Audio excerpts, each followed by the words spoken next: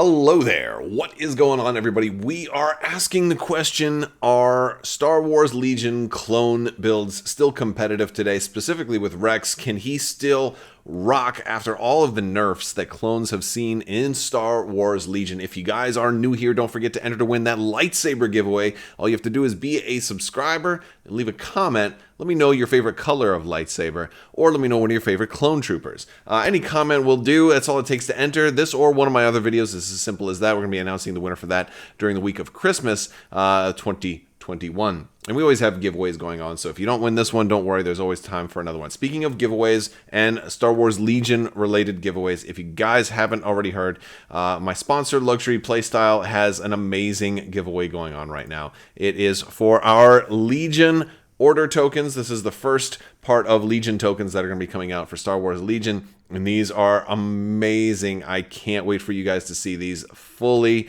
metal, double-sided, gorgeous, full-colored. They're just, I can't say enough good things about these. You're going to have to see for yourself. They're absolutely amazing, and of course I'll be talking more about them once it's clear to talk a little bit more about them. But if you want to be the first person to win a set, you will be the first person on your block with a set of these new order tokens. All you have to do is share a photo of your Legion, maybe a paint job, maybe a custom base work, maybe some terrain that you've done, and kind of just share us a Legion picture with a caption of how you customize your game of Legion. You just have to tag Luxury Playstyle in it, and this can be in either Facebook or Instagram, and use the two hashtags, the Lux Friday and Lux Friday 2021. Now, I've been talking about this a little bit on my Facebook and my Instagram, and of course, if you go to Luxury Playstyle's Facebook or Instagram, you're also going to see more information with the same thing. But look, there's plenty of opportunities to win. You still got about a week and a half to enter to win this thing, so it's not a whole lot of time, but this is your chance. And plus, this is also a chance to show off your awesome paint jobs and stuff. So you're gonna love these tokens. You'll be able to choose whether you want the light side or the dark side set. So they're amazing. They're absolutely amazing. All right, so let's get into the video. So when we're talking about clones today, clones got a lot of nerfs all around the board, whether it's points going up, command cards getting errated, clone abilities. First, clones couldn't share standby, then they couldn't basically share anything anymore. They can only share one token now. So clones have been hit seemingly pretty hard. And so I thought we would do a clone build today. I'm going to be using Tabletop Admiral, and I will put a link to the list down in the description below. You should definitely check out Tabletop Admiral. It's since we had so much errata, a lot of the cards, I don't think every single one yet, but a lot of the cards in here are updated with the new versions of them. So that's also really, really helpful. So if we go here, I'm going to start off with Clone Captain Rex, because frankly, he's somebody that I think has been hit really hard by this for a number of reasons. Tactical 1 was a great way for him to just move a couple of times and get free aims that he could share with all his buddies, and he's less likely to be able to share them with those buddies. And also his 2-pip command card was kind of nerfed into oblivion. So it's hard for him, to really make the same use that he used to. Granted, he was, originally at 90 points, he was way undercosted for just how good he was. And now at 100 points, he's still, can he still do it? Well, I think so. So I'm going to put Rex in here, and because he's still a good commander. We're going to give him aggressive tactics, and we're going to give him offensive push. Hey, he can still use those aims. Right? Other people can still use those aims. There's times, and granted, if you're trying to save points, maybe you go without offensive push on him. But he's got Surge to crit, right? And one of the things that's going to be really cool here is that I'm going to be trying to make use of the clone's secondary ability that a lot of people might not use all that much. I'm going to put the jetpacks on him so he can get up into position. He can kind of hide until it's safe, get up into position, and then maybe do some fire support stuff. And then recon intel, because that works kind of well with his little scouting party ability. And so all of those are good things. And I'm going to put Padme on here also. Padme is kind of clutch to a lot of what clones want to do, because she's got Exemplar. Exemplar is kind of the it didn't seem as important when you had clones the way they used to be, but now Exemplar is just incredible. So that's good. She doesn't really need much else, but I do like to give her inspiring presence, because that will allow people to use her courage, and I like that, especially because if somebody takes out Rex, plus he's only courage value 2, this kind of gives you a courage 3 bubble for your whole army, and that's really, really nice. So I like that on Padme. And I'm not going to give her anything else. Now, onto our actual core. I want to start off with some Phase 1 clones. And because we're going to really try to focus on fire support for this kind of build. Because I think it's something that we haven't done a whole lot with clones. Like, at least I haven't done a whole lot with clones in the past. I'll do it once or twice. But I wanted to kind of, say, hey, while clones have lost all this other stuff, they still have fire support. And they're the only faction that has a lot of fire support. Empire and the Rebels have a single unit that can do it. At most you can get 3 of them. We can get more than 3 fire supports in this faction. Certainly a lot more. And so, granted, you're not going to be able to have that many orders, so you don't need that much fire support. But one of the other problems that clones have right now is that it's hard to get a lot of activations. It's very easy, especially if you're going to put like Yoda and Obi-Wan or something like that. I think I had like a 5 activation list the other day, and I was just like, well, I still kind of want to run this, but I don't know. So I think you can get a lot of bang for your buck here if you just go with a Phase 1 clone and a Z6. It's a lot of dice to add into a fire support shot. And it's still expensive. You're really limiting your points by not putting any of the other things that I generally like to put on Phase 1s with a Z6. And I'm going to hit the little plus arrow here. That's going to duplicate that. I'm going to hit it again. We're going to run 3 Phase 1 clones, each with a Z6. This might sound like madness, but no, this is Sparta. It's just an idea that, I think this is going to be a versatile build that can do fire support just about any time it wants, but doesn't have to do that, because any one of these Phase 1 clones with Z6 is still going to be nice. They'll still be able to borrow a token from somebody else. They'll still be able to borrow other tokens from Padme. They'll still be nice and being able to be fairly effective, throwing out a lot of dice out there. You throw them and you kind of cross your fingers and hope you get the good stuff. So that's kind of how we're looking on the Phase 1s. And I like the Z6 anyway. It's definitely my favorite weapon. And naturally it's a little more expensive now. There are certain cheaper options like the DP23, which is also pretty good. You probably, if you're looking to save a few points, maybe toss a DP23 in there also instead of a Z6. But I'm going to add a Phase 2 also. I'm only going to go with 1 Phase 2 in this particular build. And what we're going to try and do with this Phase 2 unit is we're going to give them a couple of other things. So I'm going to give the Phase 2s the mortar. This is really, really cheap, and I like that. But while they're cumbersome, you also can be using these guys as fire support as well, and they're suppressive, which is also pretty cool. You got a critical 1 thrown in there as well, but they can also shoot on their own. So I like that. I'm going to give them the Clone Commander upgrade. So you're going to have an extra reliable, and you're going to have Inspire 1, which is sometimes just really, really good. We'll put offensive push on these guys in case they do need to use, like, basically if I'm going to do a standby stuff with Padme, then I can do the mortar, and I can have some fun with that. Otherwise, they can just shoot normal and get fire support from somebody else, because they're going to have a lot of tokens on them. This is a potential shooter. This is a potential 2-time shooter, and that's kind of why I want these guys in here. They're going to have lots of surge tokens, which is good, and then of course they're going to have a free aim from offensive push.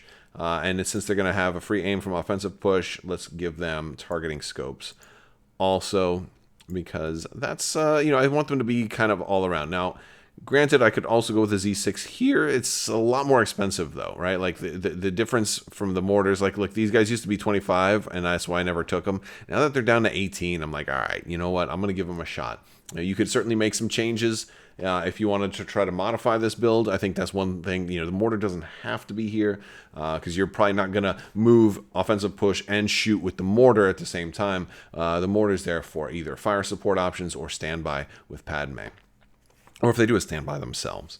All right, so what else are we going to add? Because we're already up to 6 activations, so we're getting there. We've got a little bit of points left over, right? We got over 200 points left. That's not bad.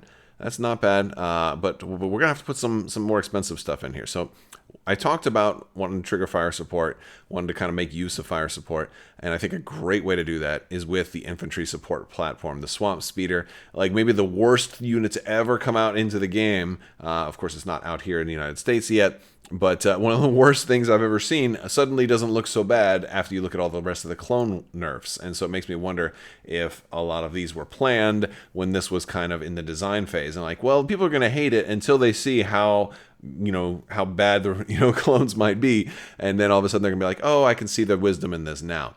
So the infantry support platform, Armor 3 is honestly not bad. It's not bad at all. It means that basically if somebody wants to punch through this thing, they're going to have to pick a really big dice pool because you also have cover 1. So you're kind of getting rid of 4 hits, right? So like that's pretty groovy. Somebody'd have to roll way like more than 4 hits, right? So like I kind of like that. But I do want to use fire support as a main option here, and that means we're going to be using the 327th Star Corps Elite Armor Pilots here. This is just really great. If somebody's using fire support, you gain Surge to Crit. I'm definitely going to take that. We've already got Surge to Hit, but I kind of like the Surge to Crit option. I think it's going to be really good against shooting into cover or shooting into vehicles or shooting into Jedi and things like that. We're going to have we got 2 different options here. Now, I don't like the twin blaster cannons on this one because I'm specifically trying to use fire support. I don't want this one. It's got critical 2 on a unit that already has Surge to Hit, so it's not like as important. But what I like better is the twin missile pods because I plan on using the special ability, splitting the dice pool in half, and having like 2 red plus a phase 1 with the Z6, and now all of a sudden with Surge to Crit on that massive dice pool and impacts. So this is giving us a lot more at the cost of only 1 less die, but we're gonna have a red in there too. So I really like this. So I think the twin missile pods, boom, boom, I can now trigger 2 fire supports. Now, granted, this is going to mean 1 activation. I'm going to be flipping 3, potentially 3 unit cards, for 3 tokens upside down. I mean, I'm going to lose a lot of activations this way, but it'd be a really, really big punch. 2 really, really big punches in 1 activation. I think that could be really fun. So I think it's worth trying out. So we have that in there. Now, we're not going to necessarily, do that much all the time. So we can always just kind of treat this as somebody who's going to be going after vehicles also, and that's good. I know we'll only have impact 1 because we don't just do the dice; we also do the keywords. So we'll actually only have impact 1 in each one. But so if we see a vehicle, we can just be like, hey, you know what? Let's throw everything against this one and just have it be impact 2. We can certainly do that. But that's part of why we want the Star Corps on there as well. So we got that Surge to Crit. So this is kind of our answer to enemy vehicles, as well as if we've got 2 big threats like an enemy Jedi and an enemy big Death Trooper unit or something coming in. If we want to split fire 2 ways, we can just take maybe 2 big threats off the board in a single go. Last thing I'm going to add is some ARC Troopers, and this is where are the ARC Troopers? They are somewhere over here. ARC Troopers, yes, we're going to do a full ARC Trooper unit. And for the ARC Trooper unit, I want to add 5s. ARC Troopers they're just still a really good unit. 5s is awfully expensive. He really is, but he's going to fit into this build an awful lot. First off, a 3 die pool is not half bad. He's still got 2 health, and that's great. But he's going to increase the courage by 1 also, which is another really good thing. But he gives us Coordinate Clone Trooper. And I really like that. In a build that's trying specifically to do fire support, we want as many face-up orders out there as we can. 5s is going to definitely let that happen. So I love that. And what we'll do is on certain turns where we maybe have to play a 1-pip and don't have a whole lot, we're going to give him HQ uplink. So they can go ahead and issue themselves an order, and then somebody else, one of the phase 1s or something like that, can get a free order based off of this unit, kind of making the whole thing work. And since we're going to have to recover from time to time, let's put offensive push on this unit again. This is going to be another shooter unit. This is going to be a shooter unit. They have tactical one. They have offensive push. They're going to have multiple aim tokens, so they're not going to have all the surge built in, and hopefully they'll get some of that through aggressive tactics and Captain Rex.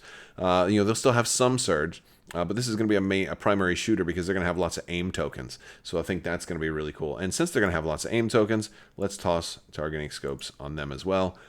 And that brings us up to 800 points. All right, so what else do we want to worry about in this build? I'm really going to focus just on the commands right now because this is something that is, I think, a little bit less obvious.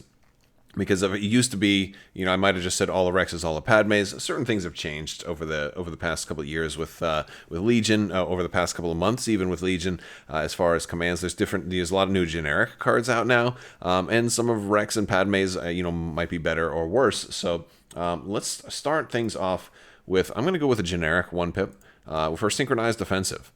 This is going to give my infantry support platform an order. And it's also going to let me give an order to somebody else, so I can toss that on to, my phase, one of the phase ones. I can have, fives, HQ uplink and do his thing and all of that. So this is for a 1-pip. I can get quite a few orders out there. I can at least get 3 if I just go to the support platform to 5s and then off to somebody else. Or I can get 4 if I go to support platform to someone else and then have 5 HQ uplink. So I kind of like that. And it seems like it's a little better than some of the other ones that are out there. It definitely seems like it's a lot. In this build, it's a lot better than Ambush. The comparison is, this isn't. Our Fate is in Your Hands is not a bad card, especially Padme's, since she can give them to anybody else because she's got authoritative.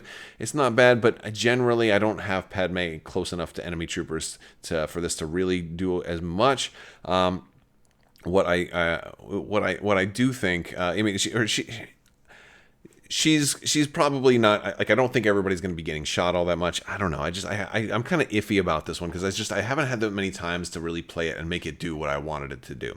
But Call Me Captain is certainly a lot better. So I like, and plus it just kind of fits the theme. It's fire support. So that's going to be my other 1-pip. So we're going to do synchronized defensive and Call Me Captain. And this one isn't bad. It's a good way if you go up against a suppressive build, it can be really good. Hey, I'm gonna get some more dodge tokens now too. It also kind of works pretty good if you have Jedi going in there. So she's got the dodge tokens to feed the Jedi and stuff like that. But I just don't think it's the best for this particular build, and it just never works out that well for me.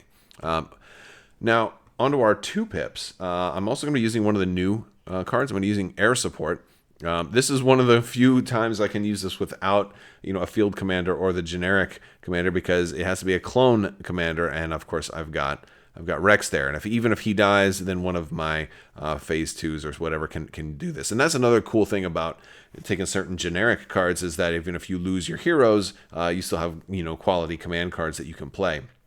And so I like this. Now, it's still, a 2-pip that's really just the one, but you get that beam attack, and that is a fun one, and it can also give an order to your infantry support platform if you would like. This is just a fun card to use, and I like the beam attack. Of course, you can't fire support a beam attack, but it's still an extra attack. So I'll take an extra attack, and even if I can't, because you can still you can fire support your normal attack and then play this as an extra attack. So that can be a fun thing. The other cool thing is if you use this with Rex, this attack will gain Surge to Crit because Rex has Surge to Crit. So I thought that's kind of a cool thing, especially for the beam aspects of it. So that's kind of another reason that I wanted to go with this one. For our other 2-pip, it used to be that I would always run Take That Clankers, but I can't run. I just have a hard time running Take That Clankers anymore because you have to. Basically, the unit has to spend its action. It has to spend its first action to take an aim action, and that kind of so for me really defeats the purpose of how good. It's not a completely useless card, but it's just not that great anymore, and not because I could just move and get free aims, by doing it that way, and so I can't just move and shoot anymore. So if I have to stay where I am, it's situationally okay, but really, really got hurt. It got kind of over nerfed. So I'm going to go with aggressive negotiations as my other 2-pip. It's Padme and a trooper, which means it's basically anybody because she can authoritative out the Padme order. So she can give them an order, and hey, they can get a speed 1 move or an aim or a dodge or a surge token. So now this is kind of like, this is, to me, this is way better than that, because now I can, first off, I have the option to just move somebody during the order phase, which is amazing. Or I can give them free aim tokens. So now they don't have, now they can still move up, make up the distance they would have. It's way more flexible than Take That Clankers. So this is just a fantastic card, and it's probably like it's so good. I think it's always worth taking. Just a great card. For 3 pips. We're going to go with We're Not Programmed. This is just still a good card. It's 4 Clone Troopers. We certainly have a lot of Clone Troopers. We got 6 in this build, so we're definitely going to be able to use this. It gives extra Surge tokens, and it can let Rex recover. He's definitely he's gonna want to recover after he uses his offensive push. So I think like it lets him get rid of any extra suppression he's got too. So We're Not Programmed is still pretty good. Still pretty good. And for our other 3, it's we have the option. Diplomatic cover is good, and I could see if you want to take this one. Secret mission is a heck of a threat. Problem is, for Padme in this particular build, I don't know if I'm going to want to do that. So in my case, I'm going to go with Attack of the Clones. I really like, it's 3 Clone Troopers, and again, it gives a free surge, or they can remove a suppression token. So like, this is the utility here, and this one does fit the build pretty well. I'm definitely going with that. What you might do is, I could see you maybe swapping out We're Not Programmed with Diplomatic Cover if you want to have the option for Secret Mission still, but that's what I'm going with here. I just find that for this kind of build, I'm not trying to win with the sneaky Secret Mission. I'm trying to make fire support work and make people fear clones again. That's the idea. So I'm curious what you guys think. Let me know down in the comment section, and you can also join the Discord and talk some with us about Star Wars Legion and all of the great things that are coming for Legion. And I want to hear some of your best build ideas, and also make sure you're entering that contest for the new tokens. They're absolutely amazing. You're not going to want to miss out on your chance to do that, but they will go up for sale as well. There is a limited minting for this year that's going to happen, and then if you don't get them in time for the holidays, you're going to have to wait for the next minting in 2022. So that's a lot to say. We're gonna wind this video down, but check the links in the description below. Well, thank you guys so much for hanging out. Big thanks to my patrons. You guys are absolutely amazing, and I couldn't do this without you, so thank you for your continued support. And always, guys, always remember, when you're suiting up in your clone or stormtrooper armor, make sure to put on the right pieces on the right spot, because if you put your boots on your arms, you're going to have a hard time firing that blaster rifle.